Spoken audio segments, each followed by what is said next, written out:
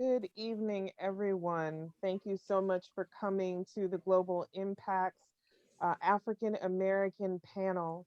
And I'm so pleased to see you all here. Thank you for coming. And we're going to start right now by handing over the floor to our second or first anti, Kim Adams. Good evening, everyone. It is such a pleasure to see all of your beautiful faces for this wonderful presentation this evening. I am the first vice president of our wonderful chapter, and I have the pleasure of introducing to you our president of our chapter. So please join me in welcoming tonight our chapter president, Miss Stephanie Cooper Smiley. Thank you so much, Kim. And greetings to everybody here in our Epsilon Pi Omega Zoom room. We are thrilled that you are here with us this evening and chosen to be here on what I have been saying is our tribute, our honoring of Black Solidarity Day today. Having this event on this day could not be more marvelous. I don't want to get in the way of any of the time that we want to spend hearing from these great panelists and this wonderful moderator. I'll just say that I've been waiting for this all day, and this is going to be exciting.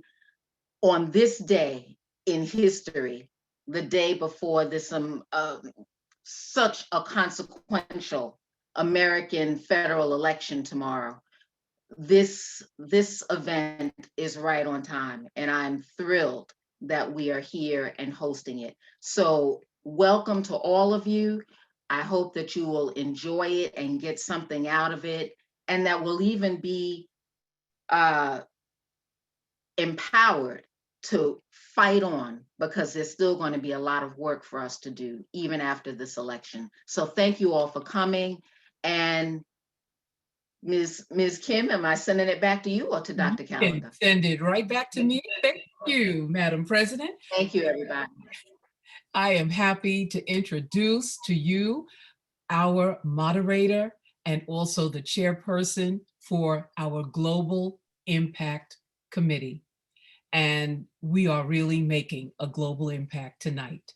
So without further ado, I introduce to you our very own Epsilon Pi Omega chapter chairperson for Global Impact, Dr. Tricia Callender. Thank you very much. Thank you to both of you for that wonderful introduction. And I'm going to make this very brief because I want to dig into the meat of this conversation. The impetus for this was a conversation that I had had actually with our president. And we were talking about what could we do to bring all of these movements together that have been happening since the 60s. I don't know if you remember, we had this conversation in January. And then COVID happened. COVID knocked us down. But what do we always do? We get back up and we get creative. And so I realized in talking to so many different friends, the work that I do, that we needed to come together and have a conversation. There's a lot going on in Nigeria. There's a lot going on in the United States. There's a lot going on in Cameroon, South Africa, and the root of it is all the same. And so it's our hope that this conversation starts to bring that together so that we don't feel so alone, so that we can borrow and share from each other and encourage each other and compare and contrast, because we're not the same, and that's okay, and be inspired. So without any further ado, I'm going to introduce our panelists and then get right into it. So our first panelist is Zonziwe Mbundugulo Wonde. She is an award-winning feminist humanitarian storyteller and researcher with 10 years of experience in gender and digital activism.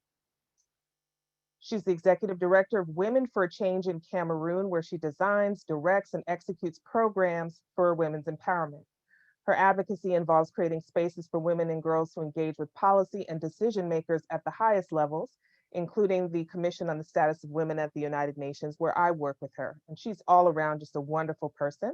Please welcome Zonziwe. Zonziwe, if you could wave so that everybody can see you. Our next panelist is Michelle Van Ona and Tando Yankosi Green Thompson. She is a strategic marketing executive, but she's also a freedom activist from South Africa. She looks after ambassadors, government, and tourism bodies. She's a Wits University graduate, that's short for the University of Witwatersrand, and began her career in marketing at Procter and Gamble. But her real love is being a freedom activist. She provides spaces, she provides opportunities for Black people to travel around the world like we've always done, and she sees that as protest. And so I was very pleased to have her on the panel to bring her unique perspective, particularly with South Africa and the United States having so much in common, particularly at this time. And then I'd like to introduce Bunmi. Bunmi Olusunde is a PhD candidate at the Department of English at Howard University. She holds a bachelor's degree from Stony Brook and master's degrees from both SUNY Albany and Brooklyn College. Her research interests include Black feminism / womanism. Thank you for that, Bunmi. African diasporic women's culture, post-colonial Caribbean culture, and contemporary African fiction. She currently teaches Africana studies with a focus on the literature of the African diaspora at Brooklyn College. She's also a proud and active member of Alpha Kappa Alpha Sorority Incorporated and is active in the EndSARS movement in Nigeria. Please welcome Bunmi, please wave. I promise there's only two more. Ajwa Gifa miraculously finds the time and energy to constantly be involved in a never-ending series of important community and world activities. A woman of distinction, Ajwa Gifa survived the adversities of the 20th century. Through her devotion to work, self-dignity, doing the right thing, and dedication to her family, community, and children of the world, she evolved into a woman of generosity and self-sacrifice. In February 2007, she was installed as the enterprising Queen Mother of Oshiye and given the name Manye Afadua Anon I. Ajwa holds a degree in accounting from York College and a master's degree in urban planning from Queens College. She's a community activist and involved in many community initiatives. She is also a proud and active member of Alpha Kappa Alpha Sorority Incorporated. Please wave. And our final panelist is Andrew Jackson, and thank you for being the man on the panel, also known as Sekou Molefi Bako. He's a member of the Queens Public Library Board of Trustees, an adjunct instructor at Queens College Graduate School of Library Studies, and York College, a teacher of history, philosophy, and anthropology. He's a director emeritus of Queens Library Langston Hughes Community Library and Cultural Center, and the past president of the Black Caucus of the African American Library Association. In addition to being a Vietnam veteran, is a long history of working in Africa and on African American initiatives in both the United States and on the continent. So please wave, and I'd like to thank all of you for agreeing to join us as panelists. And I think we're going to start with a very open question. Share a little bit about your work. What got you started doing this? What was your impetus for doing this type of freedom work? I think we can start with, we'll go in reverse order. We can start with Andrew, please.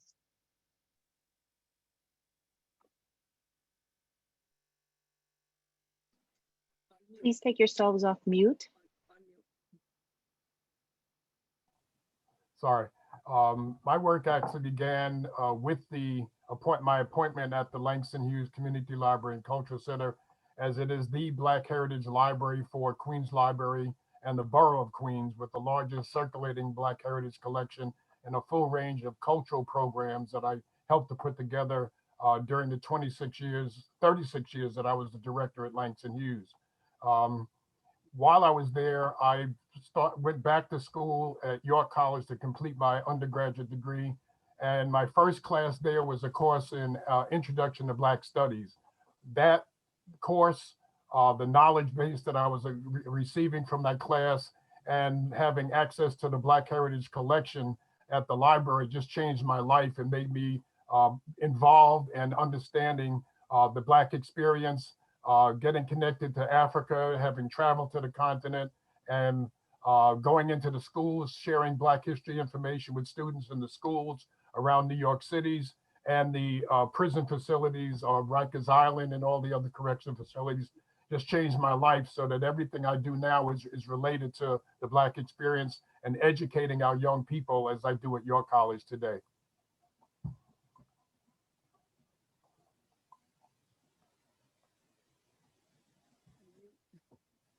Now I'm the one on mute. Ajwa, would you like to jump in and briefly explain, because I want to get to the meat of the conversation. What was your impetus for doing this work? We all had a spark moment where we said, oh no, this is not good. We're going to do something about this. What was yours? Well, my impetus first was just traveling in general, and traveling to Ghana, and having gone to Ghana for 25 consecutive years. As we were traveling throughout the country of Ghana, we were interacting with the youth in Ghana, and realizing that so many of them were in need of so many different things, especially on the educational front. That got me involved in doing the work that I do in Ghana particularly, but I also do that work here with the young people in the United States. Thank you. That's it. And Bumi, what got you into this? I mean, in your case, you are Nigerian, but what got you to the point where you thought, okay, I've got to do something about this thing, and then the next thing, and then all of a sudden you find yourself in the spiral that we're all in, happily working on this sort of solidarity movement? Well, I mean, it's as you pointed out, I am in fact Nigerian. I am a first generation Nigerian American, and I have strong direct ties to the place of my parents' birth. So hearing the outcry, in addition to having consistent and current connections in Nigeria, hearing the strong outcry of the Nigerian youth in particular regarding NSARS in particular, it just stirred something in me. And seeing the anguish, seeing the pain, seeing the all of this on real time via social media, it just stirred something in me and made me want to be a part of it. And there's only so much that I can do from here, Brooklyn, New York, when all of the grassroots efforts are taking place on the ground in Nigeria, in Lagos in particular. But I'm doing what I can, especially with regard to spreading awareness. Thank you. Very good. Michelle, tell us what made you you. Good evening, everyone. So basically what got me started was when I moved into the travel industry, you start realizing how blatantly white it is within South Africa, and also how it wasn't really open to, it's been continuing and getting better over the years, but definitely not open towards Black travel. And also you realize as well that Black South Africans, we have a literacy issue at hand, and also we're a good portion we're not traveling. So we've only had 26 years of democracy, and of course our history has always been steeped in segregation, hate, and ultimately self-hate as well, and that's played itself out in various and different ways. So part of me wanted to essentially unpack the stories behind how, what even made us travel in the first place, and our own immigration. And so that then led to me reaching out to people and asking for their stories and asking if they would be willing to share them. And that began the story of Those Who Travel Meet Themselves, because I wanted us to tell our own stories and share them and learn from them. And so that was the beginning, and it hasn't been the end. It's meant going around the country, having conversations, and also, the impact of not traveling, of not being literate, of not being able to share in your own story, and understanding of space and freedom of that space has meant things like xenophobic attacks, which we've had in South Africa, which is essentially Black on Black crime. And so, yeah, in total, that's what kind of got me started. Thank you. And last but of course not least, Zonziwo, you do so much all over the world and globally. She's one of our stars, really. What got you started? What was the spark? Thank you very much, and good evening. Thanks for the invite. With apologies, I may have to switch off my video just so I'm clear, because I have terrible network. So yeah, so basically what got me started, like Andrew, I think that was during my undergrad in the university. So usually at your final year, you have the option to take an extra course from any department of your choice. So I just saw this course on my course list, Women and Land, and I'm like, okay, I'm a woman, so let me just take this course and see what happens. I was going there for just a free grade because I just needed something to increase my GPA. So why, in the class, it was like an aha moment for me, because then there were a lot of things that were being taught. And these are things that I witnessed and I see happen in the community, but I did not have a word for it. I didn't even know what was gender per se. So at that moment, I was like, I feel I've been doing the wrong thing and I'm in the wrong department. I have been pure sciences from secondary school to university. And at that moment, I was like, I need to change my department. However, I graduated with my undergrad. Then I later on started a fresh program just to understand gender and women's study. And that has been my journey for the past 11 years. Thank you. Thank you so much. And now you all have a global lens. Everybody here is, you're all people I know, especially Michelle knows everything about me, to be fair. You're all people I know. So we can get down to it. Why are all of our movements so separate? You're doing something over here. I'm doing something over here. And the root of it is all inequality. It's all unequal access to resources, deliberately unequal access to resources. And we borrow and we nod to each other in our literature. We borrow and we nod to each other in our music. How can we do a better job of doing that with all of the movements that we're working on? Because we're all working on these very disparate pieces, but they don't seem to be coming together. Or am I incorrect? And they actually are coming together. I'd like to get your thoughts on it. So whoever wants to jump in. I'll jump in with a quick thought. I think panels such as this are a great start. Intercontinental strategic planning is another step towards moving towards a kind of Pan-Africanist movement, basically. I think that's where I would wrap it up, starting with conversation. I think that's the biggest thing. I know that there are concurrent movements that are always going on. In fact, for instance, so as Trisha mentioned in my introduction, I teach literature of the African diaspora.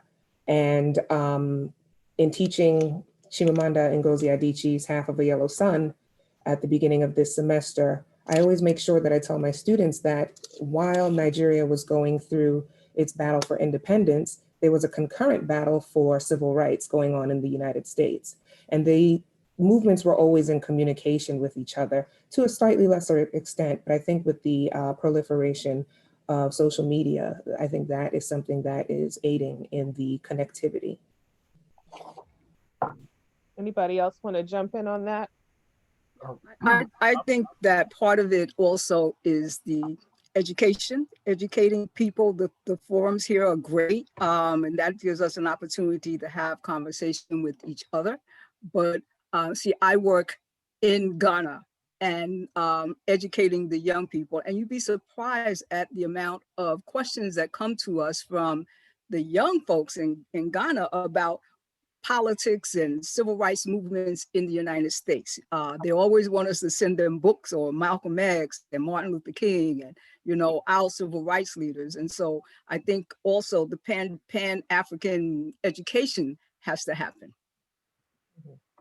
I would have to agree with Adjoa. Adjoa and I have worked together since I started at York College.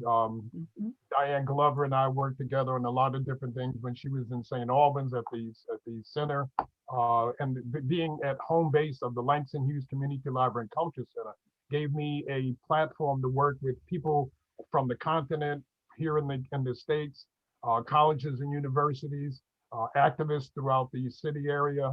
And I think that connectedness made it easier for me to communicate with people. But I also found that we were all doing different things at different times.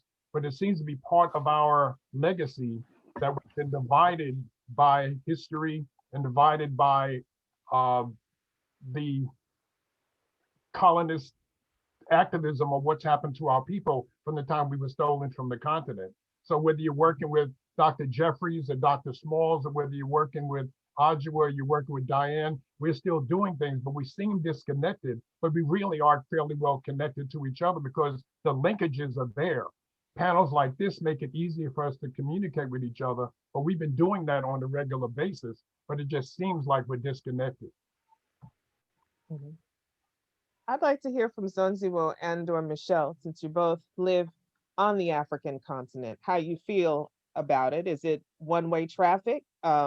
Do you feel like there's a misunderstanding or no understanding of the specific issues going on in your country? And if so, how do we remedy that situation? So yeah, I would concur with Olu.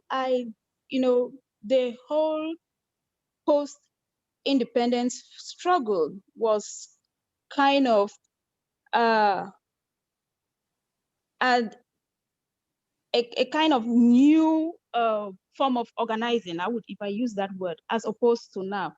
And when I kind of compare these two periods, I get the feeling, during the whole colonial era and the post-colonial struggle for independence, the vision was just having independence.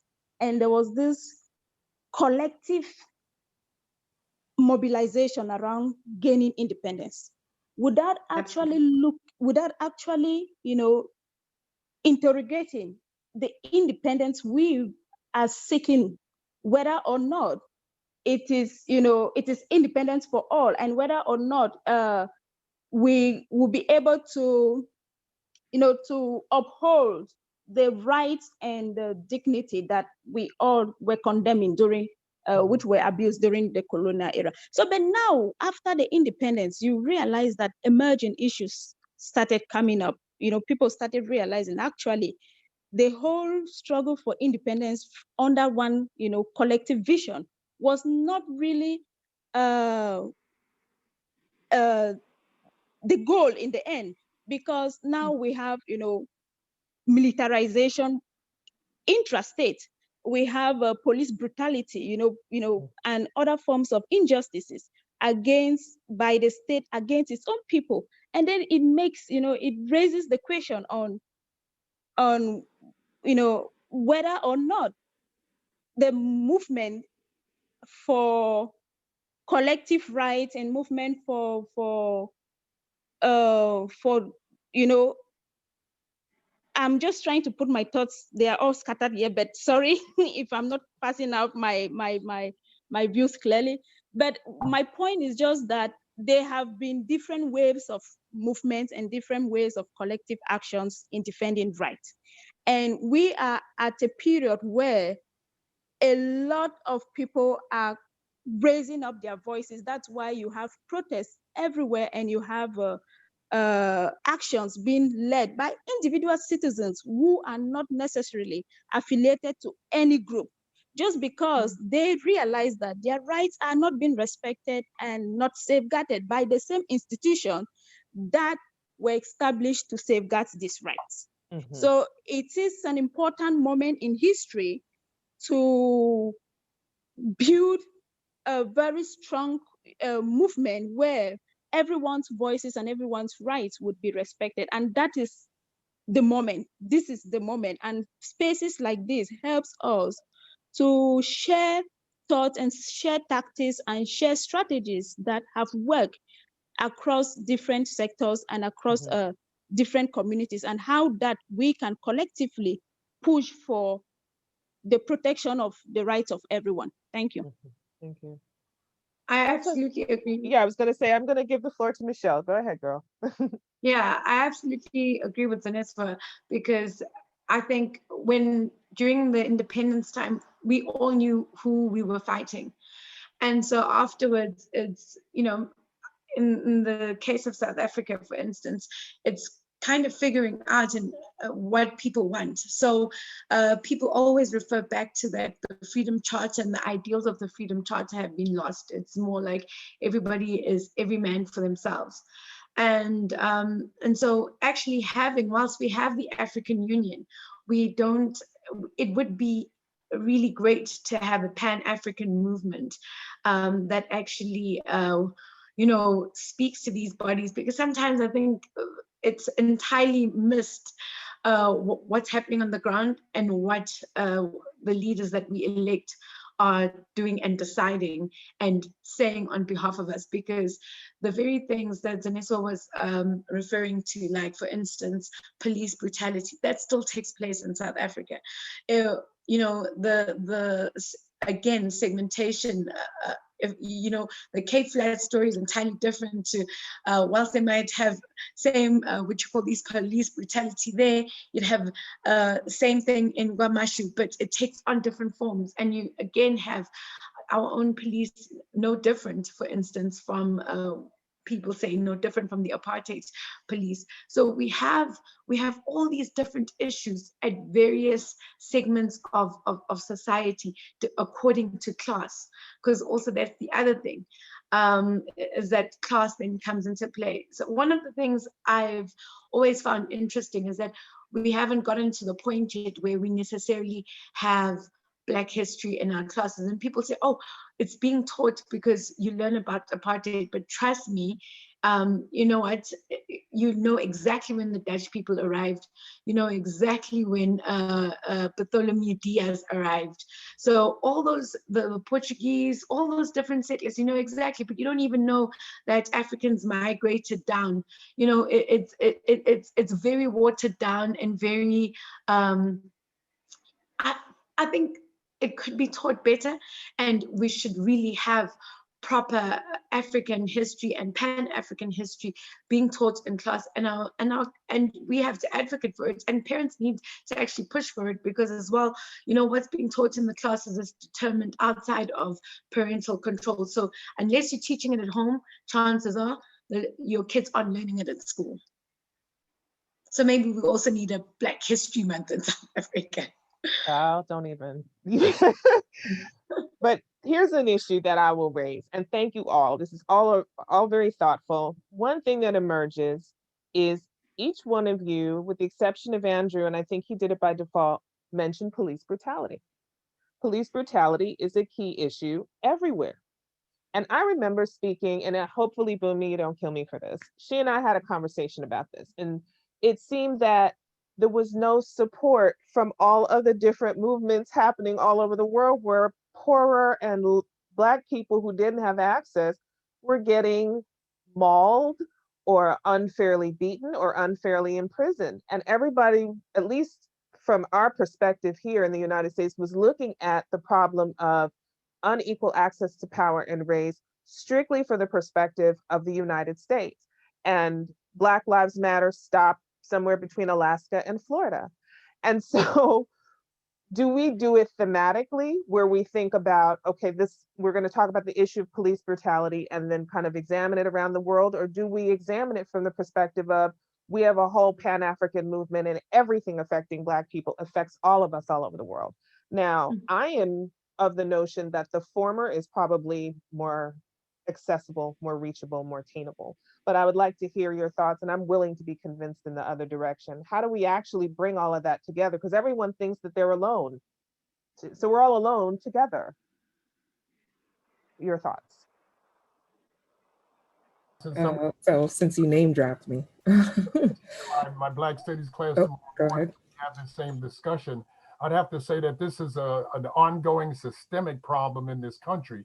One of the things that comes out, and one of the things I make my students aware, we go back and forth between what's right. For example, we are in the origins of the Civil War right now, but I'm talking to them about the Civil War, but I'm also relating it to what's going on in the streets with the Black Lives Matter movement today. That our educational system doesn't include our history for the most part, unless you have teachers like Diane or like Adjoa who make sure that it's put into the classroom, into the syllabus. Our children today are students in my class. I have 41 students in my class, and the majority of them are born within the 2001, 2002 is the earliest date of birth. So their recent ancient history may not even let them know who Tupac Shakur is. So they've heard of Malcolm X. They've heard of Martin Luther King. They've heard of Frederick Douglass, but they may not necessarily know the history of the civil rights movement. They don't know the origins of what's going on with police brutality. When we talk about what's happening with Black Lives Matter and the demonstrations in the street, I'm telling them this is nothing new. When you're talking about George Floyd and Breonna Taylor, I'm referring it to Eleanor Bumpurs back in the 1970s. Clifford Glover. Their connectedness of history is lost. And too often, only 3 students in my class say they know about Black history because their parents shared it with them, because they have parents who are part of the struggle. But if you have parents of children who are in college today, those parents could be in their 40s and still be recipients of the civil rights movement. Their knowledge, their base, unless they've been grounded by people in our generation, OGs like myself, who were born in the 40s, raised during the 60s, and were part of the civil rights struggle, they don't understand that this is something that's been going on since we were kidnapped and enslaved and brought here in slave ships from Ghana, from the west coast of Africa and beyond, the total continent. They don't know anything about Africa. Their consciousness of Africa is what they see on television and commercials. Right. So the connectedness of our young people, and particularly the Black community today, because it is so multicultural. It's not just Black kids from South Queens or from Coronis, Delmers. You got children in our communities from I have students in my class from the continent, from the Caribbean, South America, from Europe, from around the United States, 4 African countries in the class, and their knowledge of our history is limited. So without that education and that grounding of our culture, police brutality is only related to Black Lives Matter, but it's a historical systemic situation in this country. And not just in this country, in other countries as well. I mean, we have systemic racism happening, South Africa, Nigeria, Ghana. All of the African countries are also feeling parts of the same thing that we're going through. The Black Lives Matter movement has ignited a movement internationally, where I've seen many of the African countries have actually participated in rallies, and they've let their voices be heard through the Black Lives Matter movement, supporting the George Floyds and the Breonna Taylors of our country. But they also have their own. I mean, like we know, and you can speak to this, Obi, that there's a lot of stuff going on right now in Nigeria, that many people who may be on this panel may not know about. Okay, but we as educators, I think it's part of our responsibility to make sure that our young people must know. So like when we go to Ghana, we are actually going into the classroom and we're teaching classes, right? And they're always asking the questions again about the civil rights movement in the United States, our leaders in the United States, they ask those questions. And so we have to be prepared to give them the proper answer. In addition, we need to start teaching our young people, our children, very young. We can't wait until they get to college to try to start teaching them about their history. We should be teaching them their history from the day that they come into our lives, right? So when we start making it from the beginning, and then it's the same thing as teaching them a language. When we start teaching languages when they get to 7th, 8th, 9th grade. Come on. Why not teach it to them while they're in kindergarten? Because they learn it quicker. They learn it faster. And they're more in tune to learn it because they're not going to ask that many questions about it. They're just going to do it, right? But our jobs as educators is to bring everything full circle. And with technology today, there's no reason why we should not be sitting, why the kids in Ghana or the kids in Nigeria or the kids in South Africa can't be on a Zoom call with kids in the United States. Except for the fact that maybe in those particular countries, the technology is not as up to snuff as it needs to be to make that connection, but we make those connections. Donziwo, do you have any thoughts on this? Yeah, so I think, like I just said, we are in the time where there is need for global solidarity. And I feel, looking at what is happening now, I get the feeling because, we had struggled so much to gain independence, we kind of like thought everything would be all right. So there was that forgettingness So we kind of like, you know, put a pause on activism. But then, based on, you know, current situation, we've seen that there was a need to keep the momentum and not, you know, take a vacation, if I would use that word. And I definitely agree that there is need for that continuous education, and need also to, you know, be bold about the kind of change we want, and be authentic as well. And also to understand that there is no singular issue.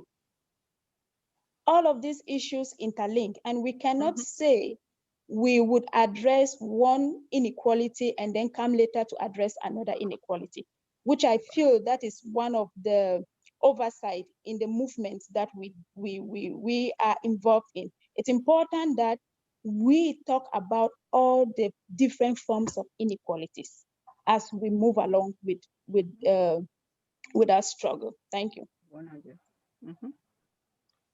Well, I agree with everything that has been said, especially with regard to educators having the responsibility to ensure that our students know about what's going on. Pan-Africanism is not just a part of my particular curriculum, it's a part of my life. And Pan-Africanism must be a state of mind that's shared throughout the people of the diaspora, right?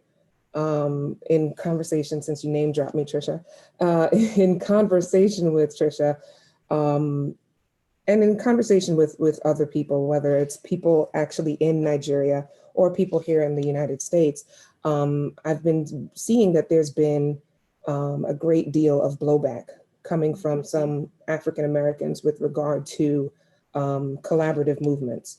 Right, when the NSARS hashtag started up again, and it's not a new thing, by the way, the NSARS movement is something that has been recurring.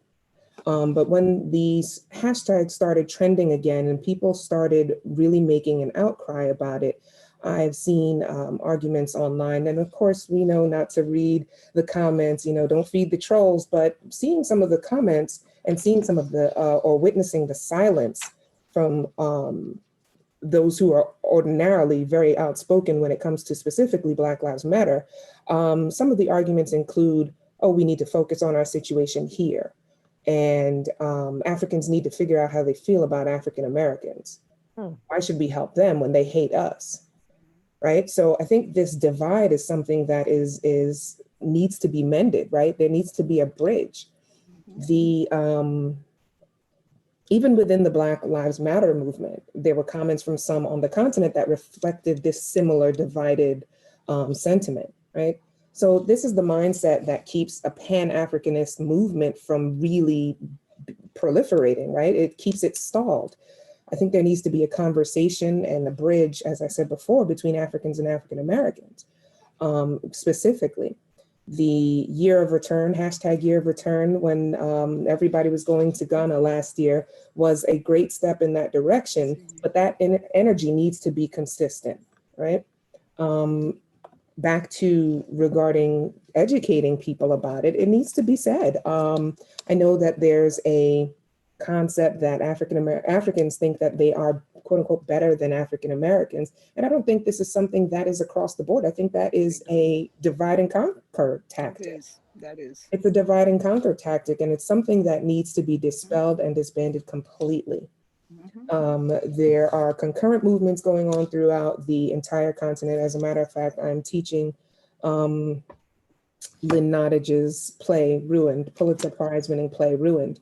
And we started discussing it today. And the content of the play discusses it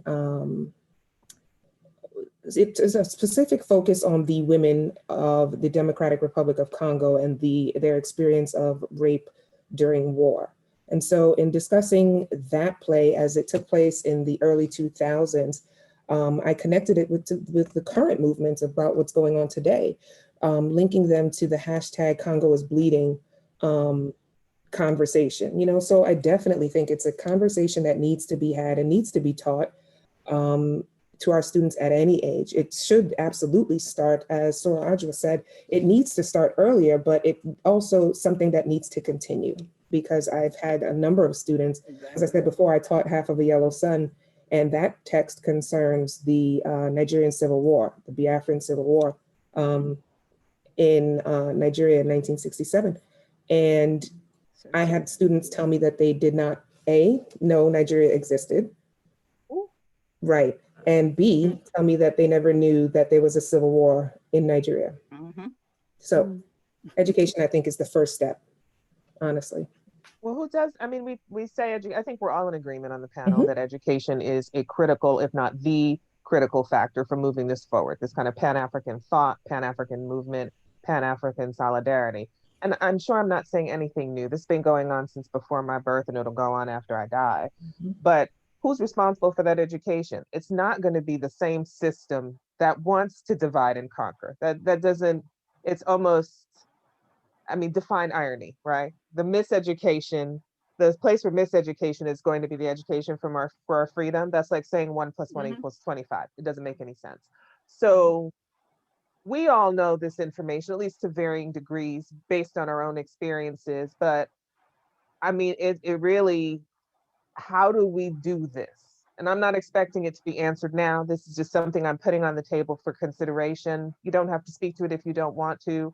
But I mean, even in my own travels, and Michelle can back me up on this, because we go out, first of all, people are always surprised that I was American. I'd open my mouth and they would be like, this is kind of the last accent that you would expect to come out of somebody's mouth when you're in South Africa. And then there are different categories. There's colored, there's Black, there's Xhosa, there's Zulu, there's all different things.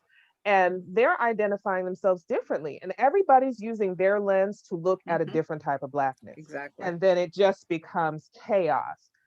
We cannot expect schools that won't even teach our kids to do well enough to read at grade level to be the sources of our liberation. So I pose this question again, what do we do? I think we have a historical perspective to fall back on, because if you remember, during the Civil Rights Movement, there were freedom schools. When during the Black Power movement, when the Black Panther Party came into existence, they had their own schools. They had classes for people that wanted to be in the Black Panther Party. They didn't give you a gun, they gave you books. And they started at the libraries at that time. We used to have, when I had that Black history class at York College in '83, I brought my professor, James Allen, to Langston Hughes. And for like 18 years, we had free Black history classes at the library.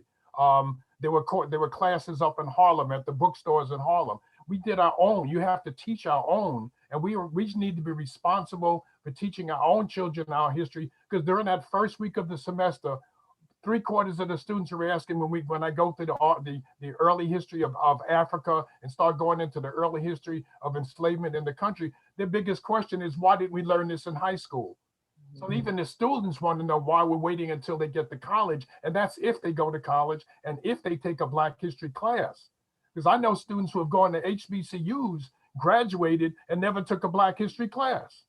So our students don't even all feel that this is necessary to take this history. So if I had any power, I tell my students, if I had any power at all, it would be to make it a requirement for every student who goes to college. I don't care what you're majoring in, where you're going to school, every student would take at least 6 classes in Black studies. It would change their whole mind view, the whole understanding of Africa, the connectedness between Africans on the continent, Africans here in America, Africans in the Caribbean, Africans in Central South America, and Africans in Europe. And they see that we're all part of a continuum. We're all part of a culture. All of us have African origins. And we don't know that because it's fractionized, that the need for that Pan-Africanism that Du Bois talked about, that Padmore talked about, that Nkrumah talked about, and all the other master leaders of the continent talked about, that's still a dream, but we still are fractionalized as a people because we're still separated from each other. That's something we have to work on, not the Board of Education, not the government of the United States or the governments of the countries on the continent. We as a people, that's our responsibility. I agree Michelle, with I'd that really like 100%. Yeah, I just want to jump in and ask Michelle really quickly, because South Africa had an interesting case after the dissolution of apartheid, they spent a whole lot of money on education. They spent a whole lot of money on freedom education. I think it was like 30% of the GDP, something exorbitantly large. What was the outcome of that, Michelle? Well, we have dwindling literacy rates. So the outcome of that is that it didn't go in the right direction at all. And part of it was also what was supposed to go towards that as well was also spent on art-based education, which was an Australian idea that didn't really work there either. But someone thought it would be great. And so what happens continuously is that we want to buy these outside ideas, and instead of actually trusting our own intuition with regards to what we need to teach children. And so you just get people who don't care about teaching that material because they themselves don't even understand it. And you get children who eventually don't know how to read and won't even get to university. And even those who get to university, again, segmented on that whole, what you were mentioning, Trisha, where you're saying people view themselves as colored, Xhosa, so tribalism as well. You have dropouts also according to those groups that were essentially set up during apartheid, but people still want to conform to the ideas of what being part of that group means. And so with those ideas come certain stereotypes, and then people live up to the stereotypes and just drop off the map and end up becoming dysfunctional citizens. So it's, I'll give you, crazy part is that last year I was traveling with friends, and we were stopped by the cops. And so I asked if that was a legitimate roadblock. And next thing, I had this this cop come over to the other side, and he didn't like the way I was talking. I wasn't being rude in any form of way, and he then accused me of I was a passenger in the back seat. He then accused me of being an argumentative colored woman, even though I was speaking to him in Zulu. So it just gives you an idea of how fragmented we actually are in our thinking. And I was taken into custody, and they were trying to force me. So they had a double cab van. So, there's two passengers in the front and then a passenger seat in the back. And I was refusing to sit there. I said to them, if you really are taking me to jail, then you need to put me in the back by myself. And that was purely because I was scared that if I'm seated in the back behind two cops, in the event that he is so incensed by the fact that I questioned him, because that was the issue. I was a woman questioning him, how dare I? And so we have, a high issue of also gender-based violence at the moment. So I just worry that at some point, if he really lost his cool and decided to shoot me, who would say, oh, I was innocent? Right. Because I would have, I'm sitting behind him, he could have said, I tried to attack him from behind. And so I was just like, throw me in the back. But the whole entire time he kept on saying, you're such a rude colored woman. You coloreds think that you can always fight about everything. And the more I said I'm not colored, the more he fought to me. And so it just shows you that even when you are innocent, and even when what we are teaching and how we are raising our children through these stereotypes that we place about people and what you can expect from them because they are this, or this is what they look like, we continue to create that divide and conquer the continuous segmentation of this is good and that isn't. So I've totally gone off track. It's okay, girl. It's okay. It's okay. I would like to Zonziwe the floor before I open it up. I see a lot of audience questions, and I want to make sure that I get to at least the majority of them because we only have about another half hour. So Zonziwe, the floor is yours, and then I'll open it up for audience questions. And thank you all for this really thoughtful discussion thus far. Zonziwe, it's all you. Yeah, thank you so much. I definitely concur with Michelle, because I feel there was some sort of inferiority complex, because if we look at even our constitutions, it's not really reflective of the voices of the people. It's kind of an imported text, There are language there that when you look around, you like, for instance, I will talk about race. We have issue of ethnicity, not issue of race. but you will see elements of race, in the constitution, which, okay, I could just, put an asterisk on that. So, but then personally, I used to be one of those people who did not feel the need to get into political spaces.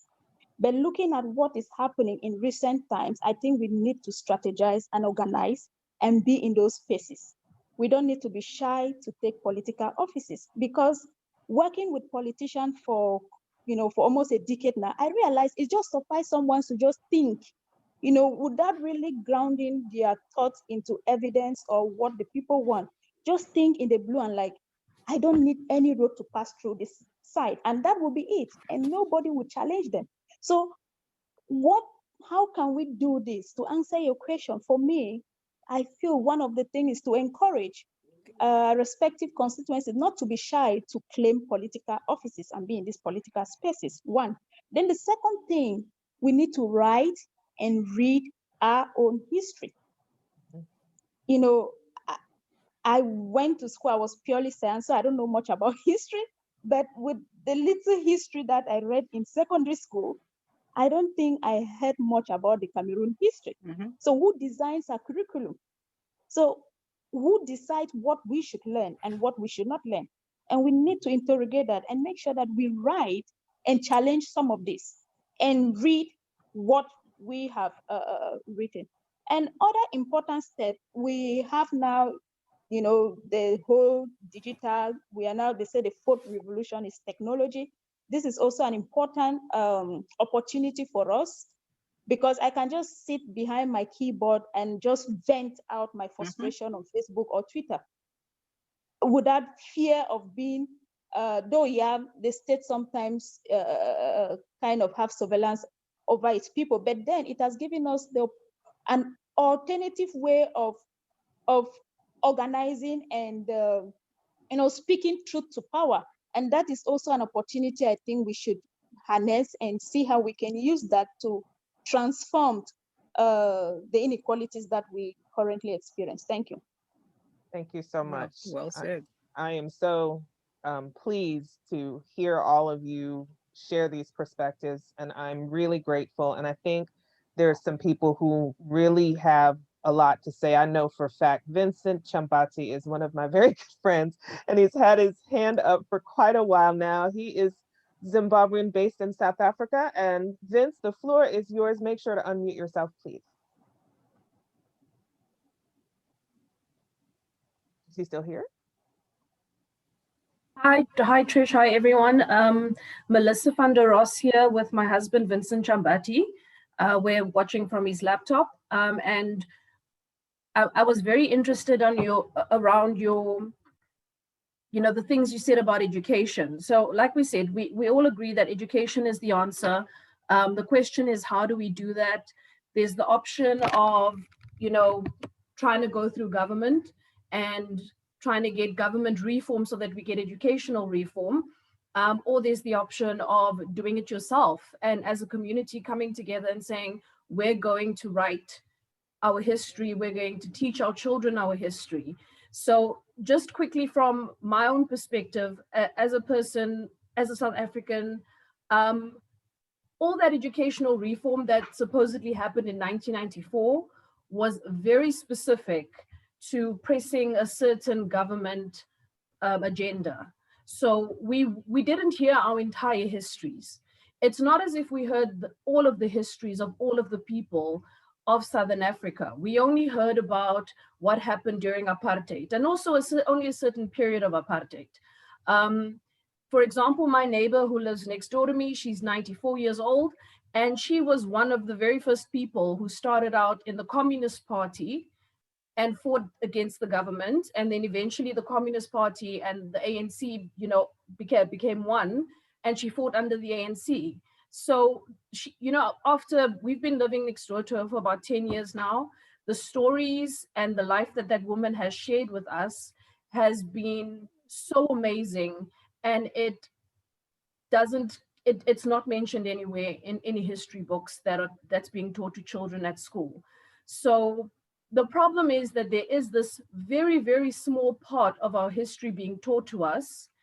And the rest is kind of then filled in by folklore and myths and, you know, random stories that your family decide to come up with, like how nobody likes colored people. And for some reason, dating a Zulu person is horrible. And you're just like, why? You know, where does this come from? But it comes from miseducation. It comes from people not knowing their histories. And then the problem, like we said, the problem then becomes, how do you teach them that history? Mhm. How do you get, you know, just one person in a community to stand up and say, I want to make a difference. I'm going to find the material. I'm going to say, I'm going to host a workshop at the local library every Saturday for an hour, and just try and get kids involved so that I can teach them about their history.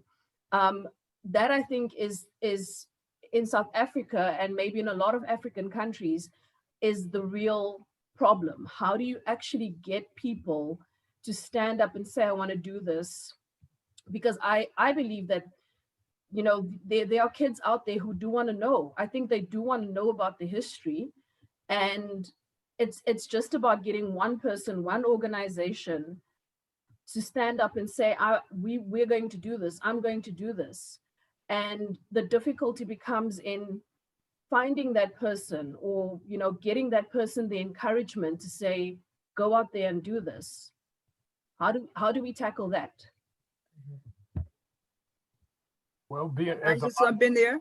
as a librarian, I'd say we also need to push to doing some of the things that we've done at Langston Hughes Library over my 36 years there, and that's to bring the resources, bring the people, bring the lecturers, bring the authors, bring the artists, bring the exhibits, bring the musical concerts, bring all those things through your local libraries, and let the library, because the library in many cases is the only free access many of our people will have to arts and culture. The library can be a resource for that. Ajwa, you can Yeah, make a I comment was and then gonna I'll move say on. pretty much the same thing. Is like, we have to take it out, do it ourselves. Start our own schools, come up with our own curriculum, teach our history. How is it that you're a Black person living in America and you have children living in your household and they have no idea about their own history, and they start teaching them that their history starts with slavery? Our history didn't start with slavery. It didn't. We were kings and queens in Africa long before they took us, right? But we need to teach our children that. And in order to do that, you know, you're not going to get it from the government. You know, the educational system is not going to do it. We need to do it ourselves. And so this is a starting conversation. And maybe from this, someone will jump off and we'll say, hey, we've started a coalition. We've started a coalition of people who are actually going to develop a curriculum, and we're going to shop it around, and we're going to go around the United States, and we're going to teach young people our history, our people, our history. I mean, let me jump in really quickly. All this sounds great. Absolutely. I'm co-signing all of it, right? But we've moved from the slave master on the plantation forbidding the enslaved from reading to a more institutional blocking of our education in the Department of Education, excuse me, in the United States of America, right? So it's moved into a more systemic blocking of access to our information. And let me emphasize that that hour is broader than just America, right? As we're talking about this global conversation right now. So I think it's something that needs to be there. There are curriculums out there. There are, and I've seen via social media, various syllabi being shared with regard to, for instance, there was a whole Black feminist critique, Black womanist critique regarding Beyonce's Lemonade, right? There was a whole Lemonade syllabus. So there are syllabi and curriculums being created out there. It's just a matter of access, right? It's a matter of broadening the access and broadening the scope, broadening the reach, right? So it's nice to say that, you know, we should do this, we should do that. There's people that are on the ground doing the work. It's a matter of getting people into the system in order to make sure that the information is being spread, right? So I work at a city university, the City University of New York, but I'm ensuring that I'm interjecting African and African American and diasporan history throughout all of my courses, right? I teach literature, but that doesn't mean that I'm not incorporating the entire breadth of Africana studies on a greater scale, you know? So, and I'm just one person, and I know that there are plenty of others throughout. So I think that the question is not necessarily about creation. The question is about broadening the reach and scope. So we need to connect people. Absolutely. So Mel, sorry, I thought you were Vince, Mel. So I need to first of all apologize for that, my love. And Vince is hiding. I'm not sure why, but a little background might be helpful here. I'll do it really briefly. South Africa, on the dissolution of apartheid, adopted outcomes-based education in large part because the head of the World Bank at the time was an Australian, and that was her thing. And so as a result, with her thing came money, and then all of this is falling apart. So this sort of amplifies the earlier point that I made, where we're expecting the structure that has destroyed us to make us whole. And that just actually doesn't make a whole lot of sense in the long run. Although it seems like a natural thing to do. It's funded, it's there, we can twist and turn it. You cannot make a hammer into a diamond ring.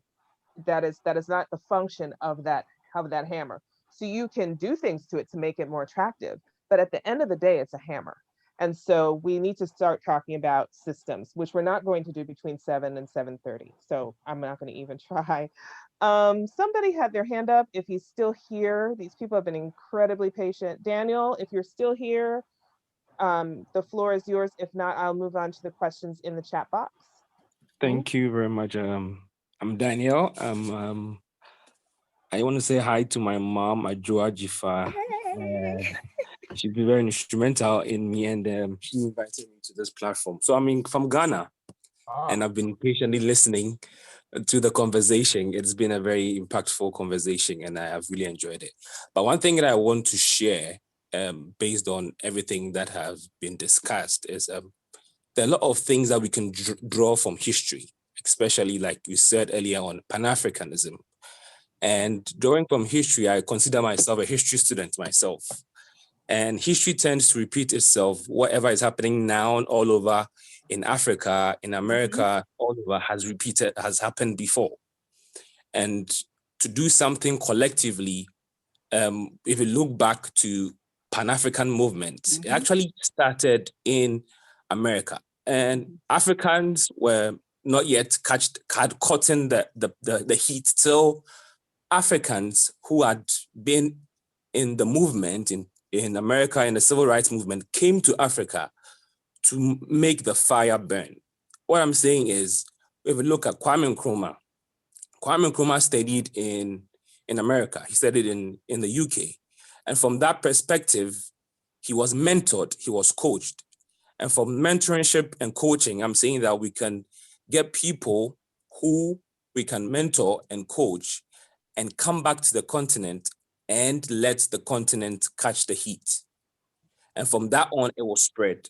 Because if we have leadership, and leadership can come through mentorship and coaching, can make the whole system cut across. Because in the same plane, or the same era where Kwame Nkrumah became, there were other heads of states in the African continent who had also gotten the same level of education, level of Pan-Africanism all across.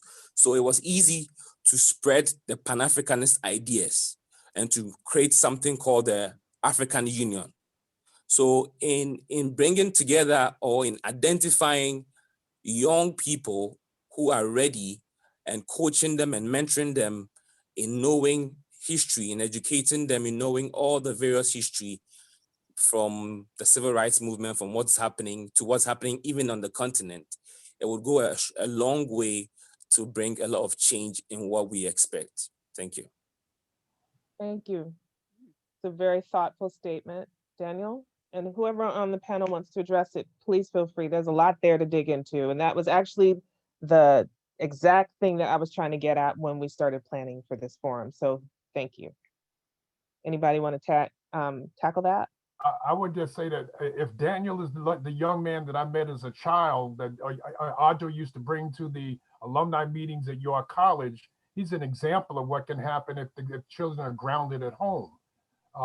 Daniel grew up at York College around Black studies programs and activities come to Langston Hughes Library to programs and activities and Kwanzaa celebrations, and now he's on the continent.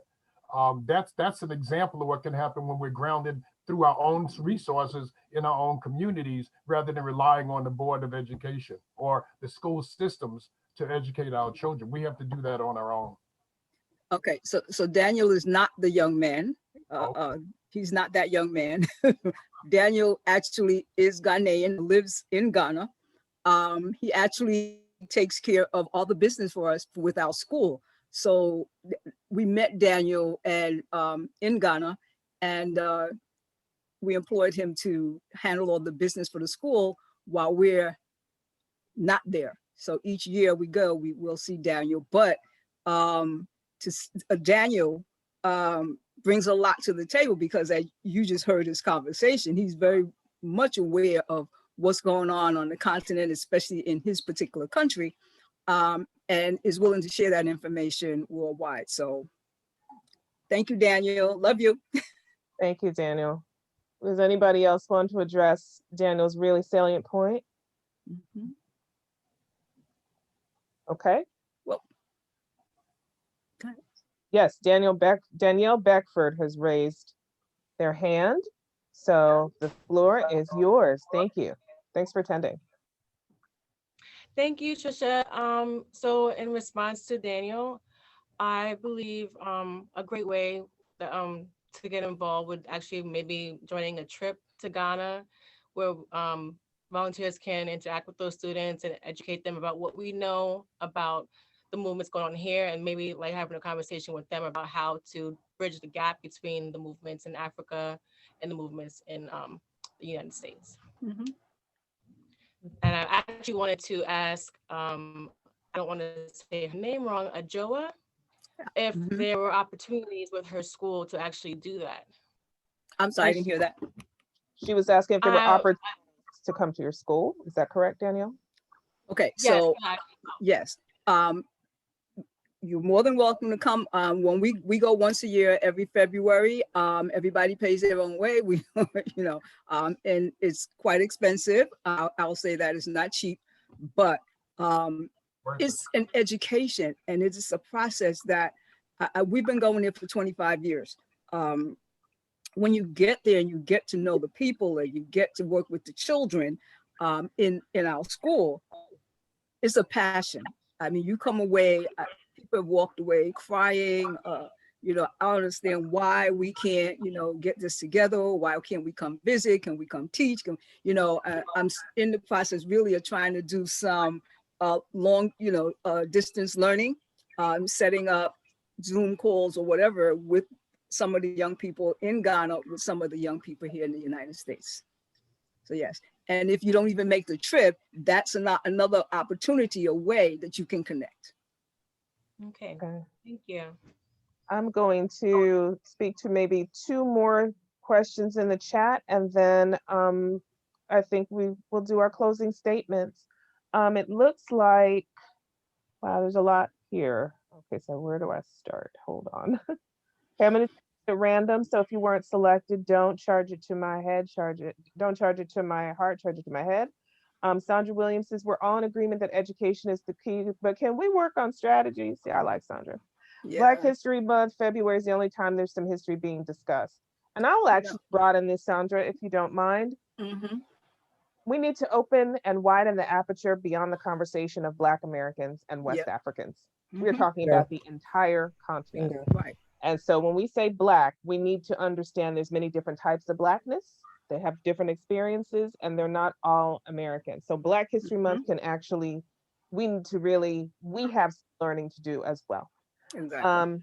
So to that end, what can we do to make sure that that learning is consistent? I think we need to start with ourselves and start to learn more about different types of Blackness, and not thinking that your way is the only way. I see people in it, and Americans and South Africans, vice versa, nearly come to blows in a bar because the word colored means something completely different here than it means in South Africa. And it is a race there, and it is a slur word here, and nobody. And so we need to understand that our perspective is shaped by our circumstances, but it doesn't necessarily mean that our circumstances belong to everybody else. So maybe for Black History Month, we need to do some work here as Americans that live in the West and learn more about what's going on the continent and vice versa. Maybe that's Black History Month that needs to happen. Absolutely agree, Trish. Let me add that to something that also, excuse me, as you can tell by the backdrop that I'm a bookophobic as a librarian. I can't. You're a librarian. I can't resist books. But we also need to, and I remind my students of this daily, that there's so many resources online, YouTube videos and lectures that can be used, lectures, information, books, material online about our history and culture, that because the libraries are closed, it doesn't mean that we don't have access to that information. So Correct. advantage of what's online, and forums like this, I would venture to say that if this forum was being called in a normal circumstance, you might get half this crowd at your audience, but online you can get 65, 100 people from across the world and interact with each other. We need to take advantage of this technology as well. Exactly. That's exactly what I'm saying. Right. Okay, well, I would like to, sorry, go ahead. We should all be taking Andrew Jackson's class. Not everybody's in New York. But Put him on there. And Diane Glover. Diane Glover. Well, we may need to design a class with the panel. I'm just throwing it out there. I'm not saying, I'm just saying. There's so many of you here that, you know, I would be just pleased to sit in a classroom, even if it's online, to sit in the classroom to learn more from these people, because they have it, you know, they know it, they have it, and they're living it. And I love it. Ask you to ask Diane to please unmute herself and let us know some of the things she has done here in the community and connected to the continent as well, because she's a global warrior also. That's right. Go, Diane. Okay, Diane, you are the last person to speak, and then we're going to do closing statements and then wrap up. Please unmute yourself. You have to unmute yourself, Diane. There. I just sent her a little message to unmute. She's talking, but she's not. Okay, we can't hear you. Unmute yourself. She's unmuted now? While she's unmuting, I did want to say one thing really quickly. This focus on, sorry? Okay. Boom, me the floor. She's unmuted? Okay, go ahead. Okay, finally. There she is. Go ahead, no problem. First of all, I commend the sorority for getting this off the ground. This has been a passion I've had all my life. We have to start where we are. And I think that the fact that you're putting it out there is enough. Every church, every sorority, fraternity should be initiating something that deals with our history and culture. You have people that you can identify in all of the places that I've just named that can start off very simple with just read alouds. We have a vast amount of information available to us now, more so than ever before. Mr. Jackson, Andrew Jackson, has built an institution over in Elmhurst, just the libraries, the films, as he mentioned earlier, the fact that we have our art. You know, I grew up in a home, my parents were not scholars, and I think we think this is an intimidating process. It is not. They just were concerned about their children being proud of who they were, surrounded us with books, made sure that there was African art in the home. My mother could not explain one of the sculptures or one of the masks, but they were there visually. And one of the things that I used to design my classrooms was to make sure that our children were visually impacted upon who we were. People that looked like us, whether they be from the Caribbean, from the continent, from here in the United States. So I think that it's not difficult. I think we shouldn't be overwhelmed with I sat on the committee, the second committee for curriculum of inclusion back in 1990. This issue is so old because we're making it very difficult. And I think just every person that I can see here has something to offer in terms of who we are. Thank you. Thank in you. the I'm Sunday school format and so forth. so sorry to have to truncate your statement. It's just that we are towards the end, and I just want to make sure that the I'm panelists have hearing the impaired. I opportunity. hope I wasn't too loud. No, not at all. And next time that means you need to be on a panel, but we need to give our panelists the opportunity to make their closing statements. And I would just like to thank everybody for coming. This has been a really rich discussion, hopefully one of many.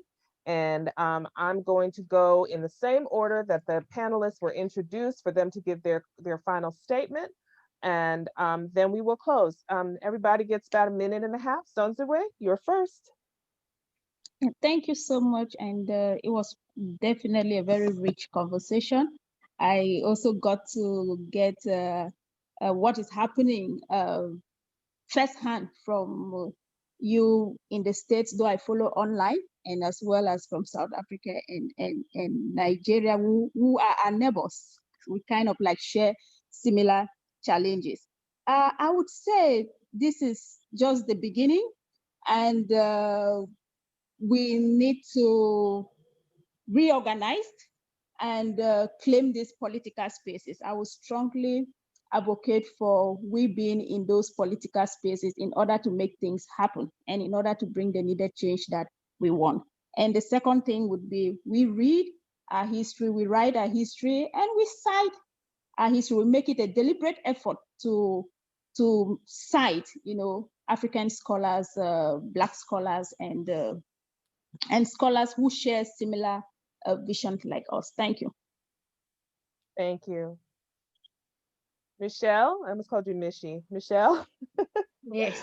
Yes. Thank you very much for the opportunity and for the discussion with everyone. I've learned something, and there's some things that I definitely would like to implement. I'm hoping that Andrew's going to share some of his of the online resources he mentioned, so that one can actually go and look at that as well.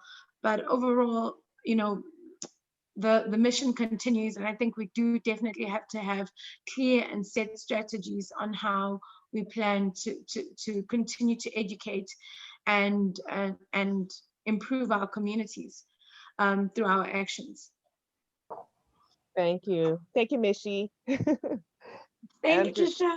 Okay, who's next? I want to do it in the right order. Bunmi, you are next.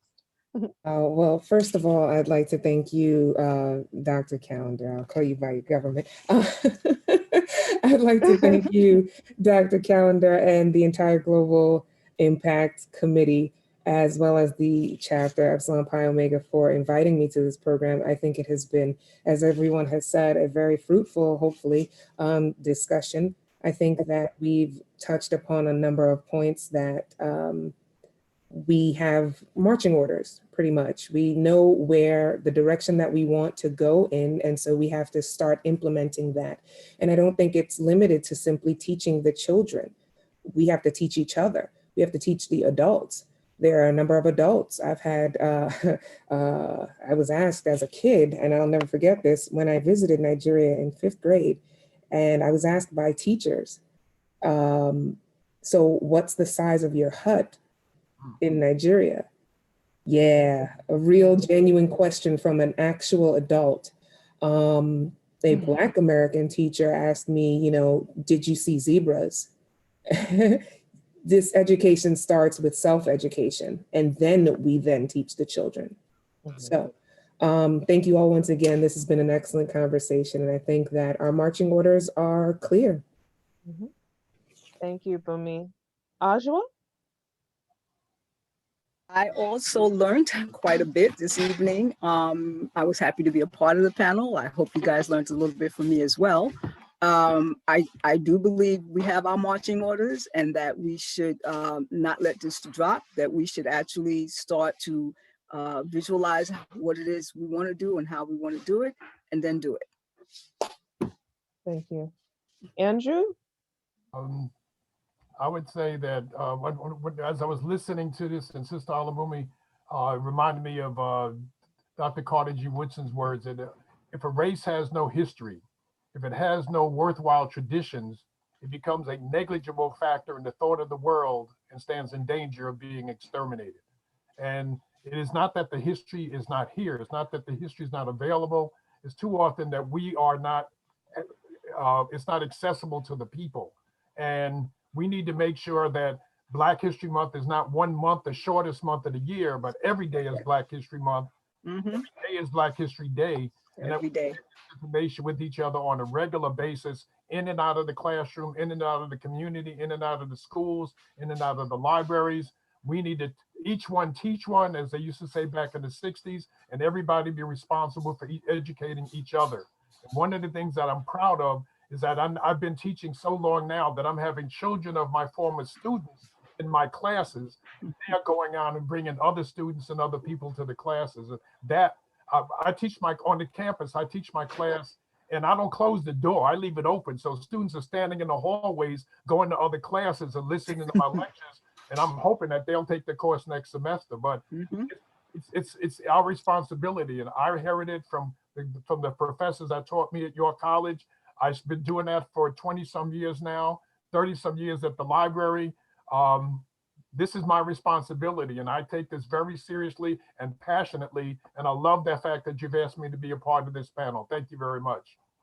Thank you so much. I just want to thank everybody for being here, in particular Zonziwe and Michelle and Tando Yankosi Green Thompson, now with other names, Van Ona, for calling in at respectively midnight and 1 in the morning to attend this panel for you from respectively Cameroon and South Africa.